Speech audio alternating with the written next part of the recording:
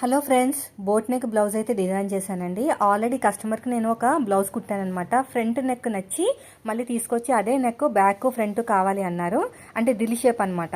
ఇది పెద్ద size blouse కాబట్టి మీకు అలా కనిపిస్తుంది, కానీ బాడీ మీదకి వెళ్ళిన తర్వాత ఫిట్టింగ్ అనేది చాలా బాగుంటుంది.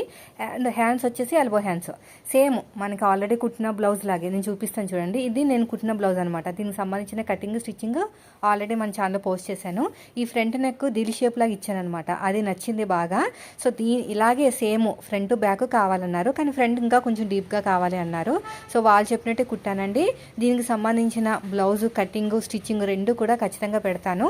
ఆల్రెడీ స్టిచ్చింగ్ ఒక చిన్న టిప్పు రూపంలో కూడా చూపించాను. ఫ్రంట్ పార్ట్ మనం కట్ చేయకుండా ప్రిన్సెస్ ఎలా కుట్టాలి ఏంటనేది చూడండి. ఇది పెద్ద సైజు కాబట్టి మీకు అలా కనిపిస్తుంది, కానీ బాడీ మీదకి వెళ్ళిన తర్వాత చాలా బాగుంటుందండి. చూడండి, చాలా బాగుంటుంది నెక్ అనేది.